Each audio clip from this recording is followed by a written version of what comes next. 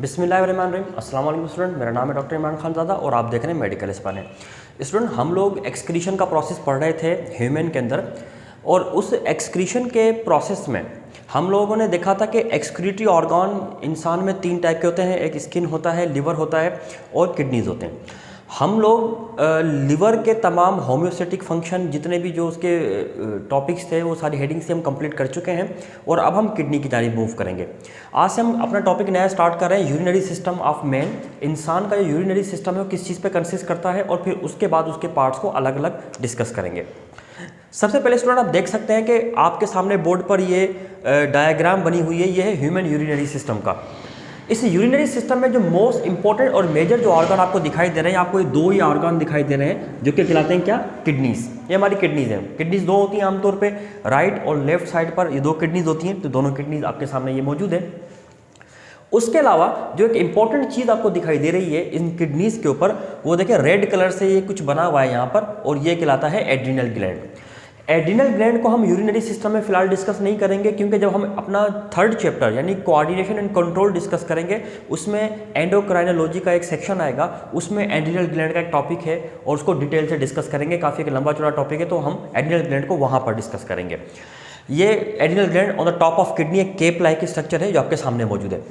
ये जो किडनीज होती हैं, किडनीज ना सिर्फ एक्सक्रीशन का काम करती हैं बल्कि वाटर और सॉल्ट को बैलेंस भी कर रही होती है हमारी बॉडी में। मतलब हमारी बॉडी में अगर सॉल्ट ज़्यादा हो गया है तो उसको भी एक्सक्रीट करके नॉर्मल करेंगी, अगर वाटर ज़्यादा हो गया तो उसको भी एक्सक्रीट करके नॉर्मल करेंगी। तो वाटर और सॉल्ट की बैलेंस भी करती हैं, एक्सक्रीशन भी करती हैं। इट मीन्स हमारी किडनीज जो हैं वो एक्सक्रीटरी ऑर्गन भी हैं, ऑस्मो रेगुलेटरी ऑर्गन भी होती हैं।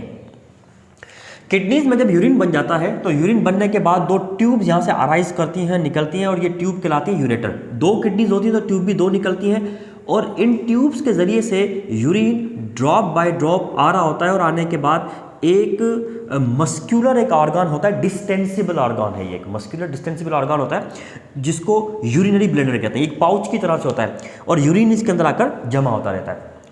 यूरिन कंटिन्यूसली बनता रहता है, जमा होता रहता है, जमा होता रहता है यहाँ पर, और जब ये मुकम्मल तौर पे फिल हो जाता है तो इसके दूसरे एंड पर एक स्फिंक्टर वॉल्व लगे हुए होते हैं। ये स्फिंक्टर वॉल्व है। अच्छा, स्फिंक्टर वॉल्व मल्टीपल जगहों पे आप बॉडी में पढ़ेंगे, जब हम स्टमक डिस्कस करेंगे तो उसमें भी स्फिंक्टर वॉल्व आप देखेंगे। स्फिंक्टर जो वॉल्व होते हैं उनकी खास बात ये होती है कि ये एक सर्कुलर बैंड से बने हुए होते हैं। मतलब वो एक सर्कुलर बैंड होता है मसल्स का, उसको कॉन्ट्रैक्ट कर दें तो वो वॉल्व से बंद हो जाता है, उसको रिलैक्स कर दें तो वॉल्व से ओपन हो जाता है। तो जैसे ही इसको हम वॉल्व ओपन करते हैं, यूरिन यहाँ से पास होना शुरू कर देता है एक ट्यूब के ज़रिए से, जो कि हम ये ट्यूब भी डिस्कस करेंगे कि यूरिन कैसे पास होता है।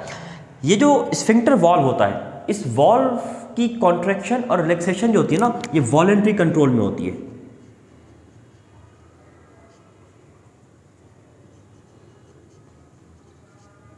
ये होती है वॉलंटरी कंट्रोल में, मतलब आप अपने विल के मुताबिक इसको कॉन्ट्रैक्ट और रिलैक्स करवा सकते हैं।